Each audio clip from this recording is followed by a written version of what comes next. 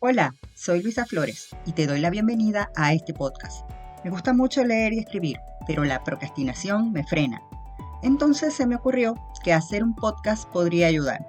¿Cómo? Bueno, un episodio leeré un cuento mío y al otro episodio el cuento de alguien más.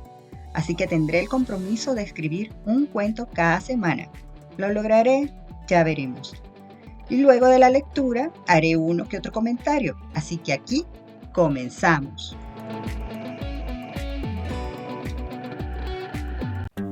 Hola, ¿cómo están? Hoy en mi podcast Cuentos Míos y Ajenos, Toca Terapia, voy a leer ese ensayo de Raymond Carver, Escribir un cuento. Luego les explico qué tiene de terapéutico. Aquí comienza Escribir un cuento de Raymond Carver.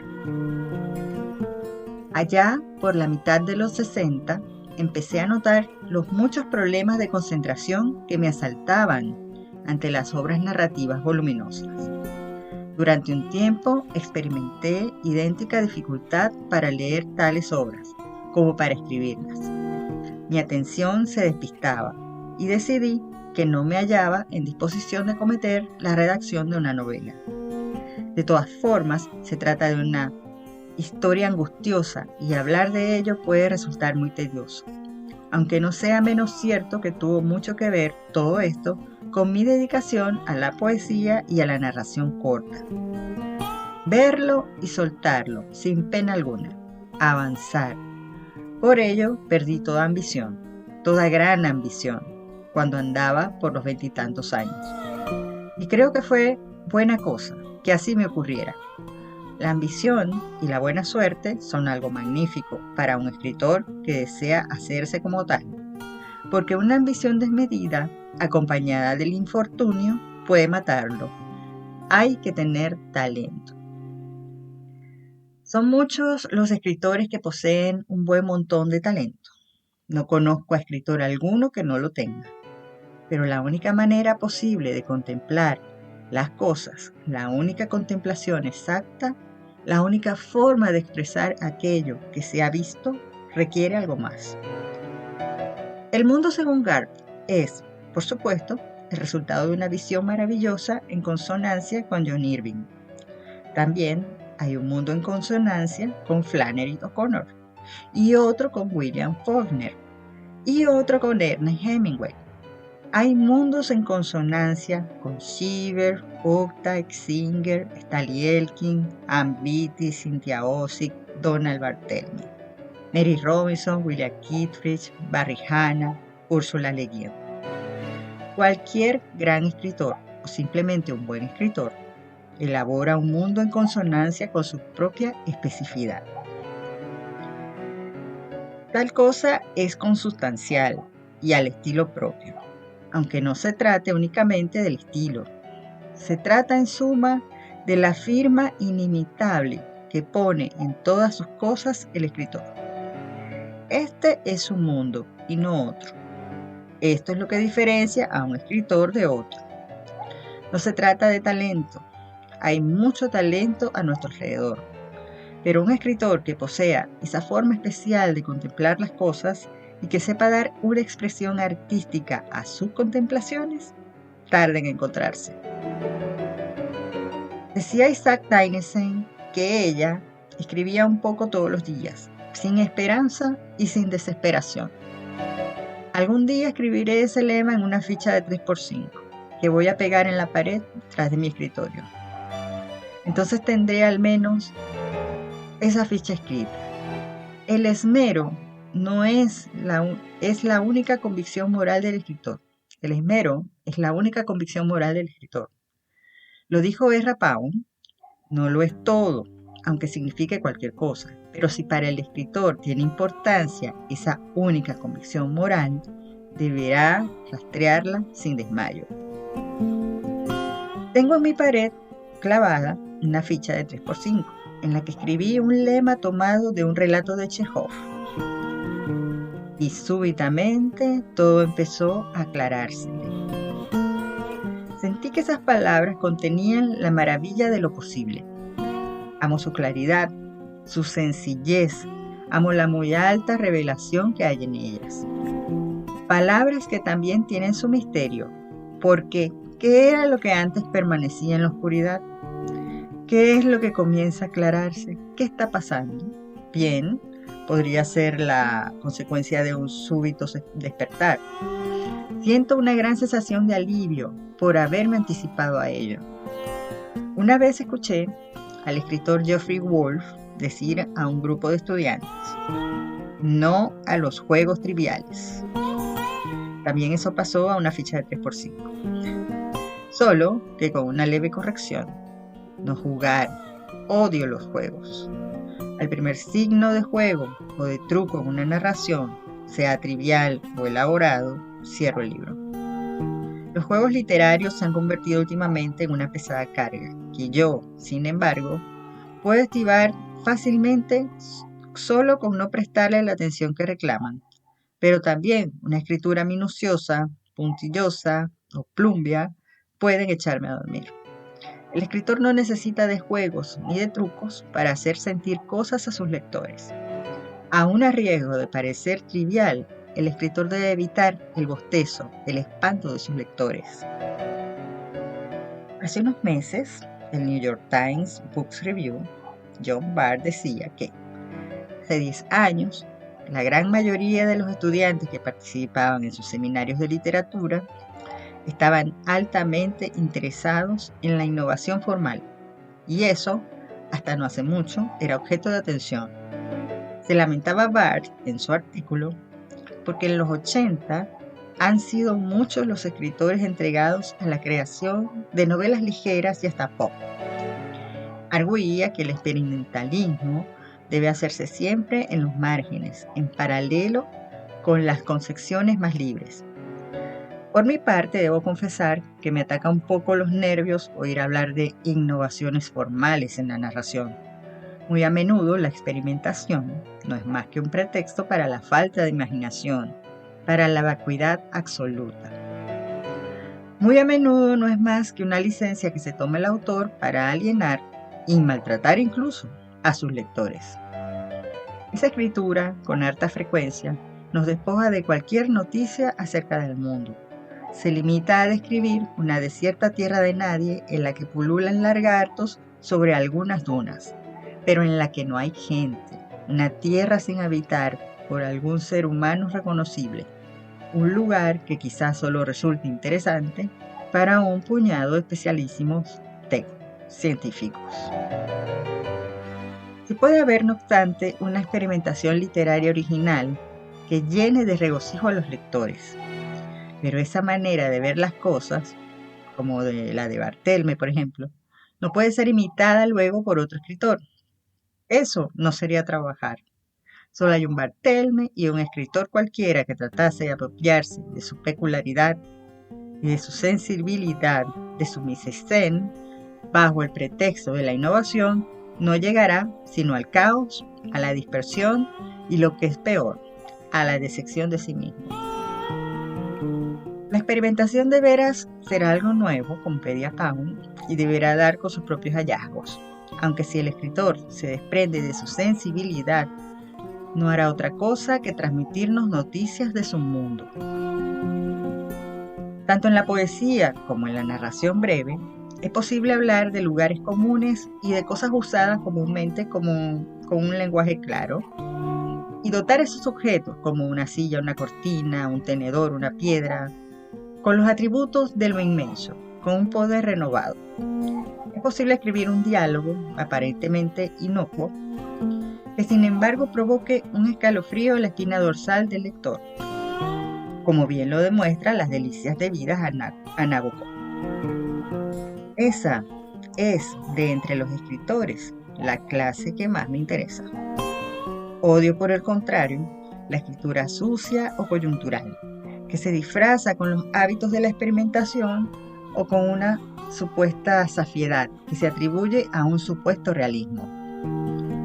En el maravilloso cuento de Isaac Babel, Guy de Maupassant, el narrador dice acerca de la escritura: ningún hierro puede despedazar tan fuertemente el corazón como un punto puesto en el lugar que le corresponde. Eso también merece figurar en una ficha de 3x5. En una ocasión, decía Evan Connell, que supo de la conclusión de uno de sus cuentos cuando se descubrió quitando las comas mientras lo leía y lo escrito, y volviéndolas a poner después en una nueva lectura allá donde estaban antes. Me gusta ese procedimiento de trabajo, me merece un gran respeto, tanto cuidado, porque eso es lo que hacemos, a fin de cuentas. Los escritores hacemos palabra y deben ser palabras escogidas, puntuadas en donde corresponda, para que puedan significar lo que en verdad pretenden. Si las palabras están en fuerte maridaje con las emociones del escritor, o si son imprecisas e inútiles para la expresión de cualquier razonamiento, por ejemplo, si las palabras resultan oscuras o enrevesadas, los ojos del lector deberán volver sobre ellas y nada habremos ganado. El propio sentido de lo artístico que tenga el autor no debe ser comprometido por nosotros. Henry James llamó a esto especificación endeble, este tipo de desafortunada escritura.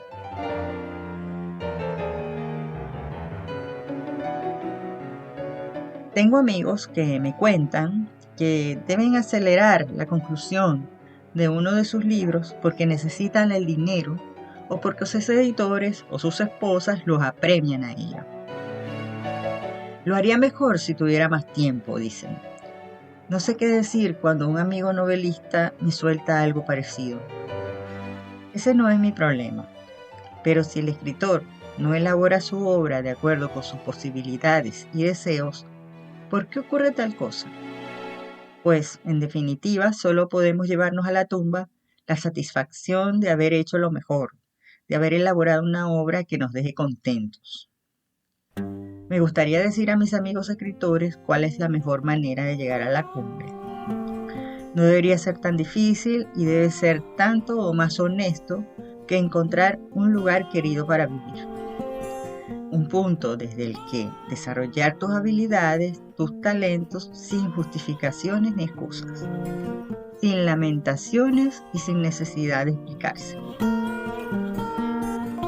En un ensayo titulado Escribir cuentos de Flannery O'Connor, él habla de la escritura como de un acto de descubrimiento. Dice O'Connor que ella, muy a menudo, no sabe a dónde va cuando se sienta a escribir una historia, un cuento. Dice que se ve asaltada por la duda de que los escritores sepan realmente a dónde van cuando inician la redacción de un texto. Habla ella de la piadosa gente del pueblo, para poner un ejemplo de cómo jamás sabe cuál será la conclusión de un cuento hasta que está próxima al final. Ella dice: cuando comencé a escribir el cuento, no sabía que PhD acabaría con una pierna de madera. Una buena mañana me descubrí a mí misma haciendo la descripción de dos mujeres de las que sabía algo, y cuando acabé vi que le había dado a una de ellas una hija con una pierna de madera. Recordé al marino bíblico, pero no sabía qué hacer con él. No sabía que robaba una pierna de madera 10 o 12 líneas antes de que lo hiciera, pero en cuanto me topé con eso supe que era lo que tenía que pasar, que era inevitable. Cuando leí esto, hace unos cuantos años, me chocó el que alguien pudiera escribir de esa manera. Me pareció desalentador, acaso un secreto, y creí que jamás sería capaz de hacer algo semejante. Aunque algo me decía que aquel era el camino ineludible para llegar al cuento. Me recuerdo leyendo una y otra vez el ejemplo de O'Connor. Al fin tomé asiento y me puse a escribir una historia muy bonita, de la que su primera frase me dio la pauta a seguir. Durante días y más días, sin embargo, pensé mucho en esa frase.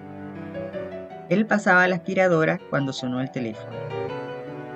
Sabía que la historia se encontraba ahí, que de esas palabras brotaba su esencia. Sentí hasta los huesos que a partir de ese comienzo podría crecer, hacerse el cuento, si le dedicaba el tiempo necesario. y encontré ese tiempo un buen día, a razón de 12 o 15 horas de trabajo. Después de la primera frase, de esa primera frase escrita una buena mañana, brotaron otras frases complementarias para complementarla. Puedo decir que escribí el relato como si escribiera un poema, una línea y otra debajo y otra más.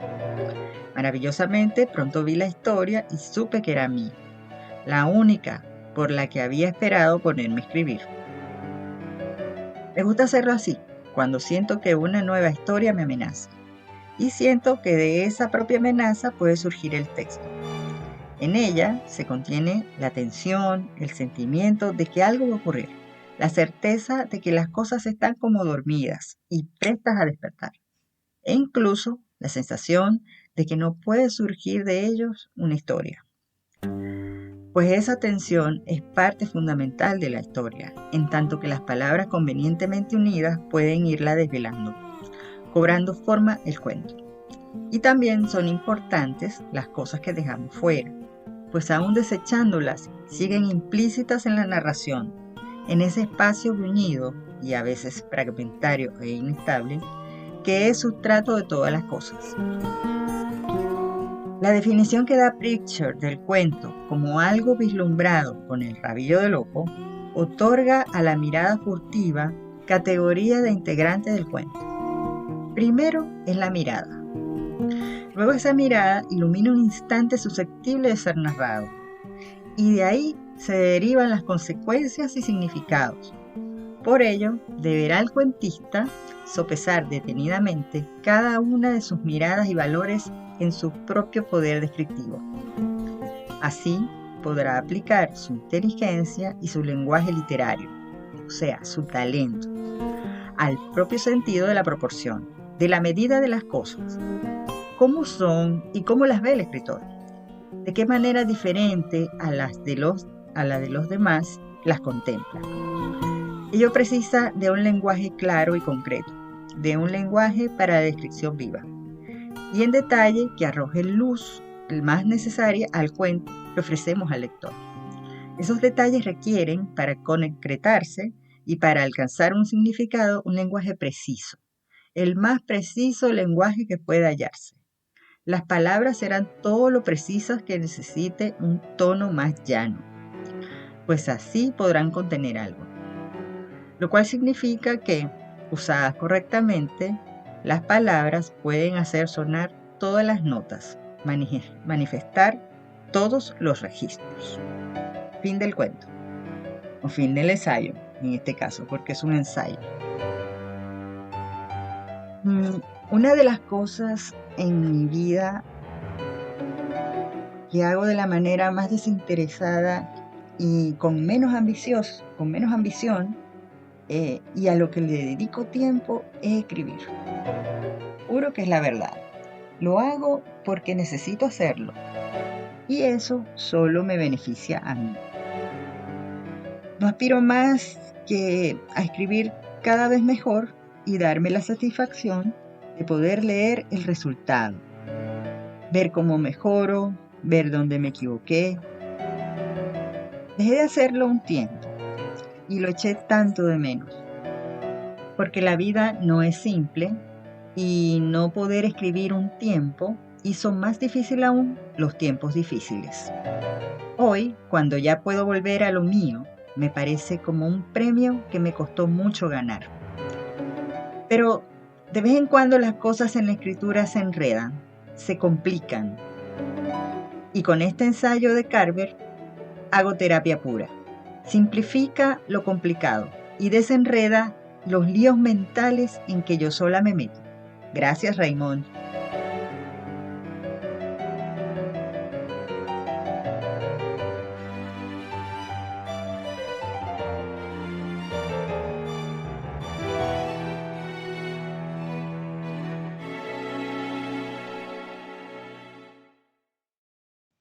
Ok, esto es todo por hoy. Gracias por escuchar y aprovecho para decirte que puedes enviar cuentos cortos o comentarios a cuentosmiosajenos@gmail.com. También tengo Twitter, Cuentos29. En Instagram, Cuentos Míos y Ajenos. En YouTube, ahora también tengo un canal, Cuentos Míos y Ajenos. Y también en Spotify, ahora se puede dejar tu comentario en la encuesta que sale ahí más abajito. Y abajo de la encuesta también puedes calificar con estrellitas, como en el jardín, como en el kinder. ¿Qué tal? Hasta luego.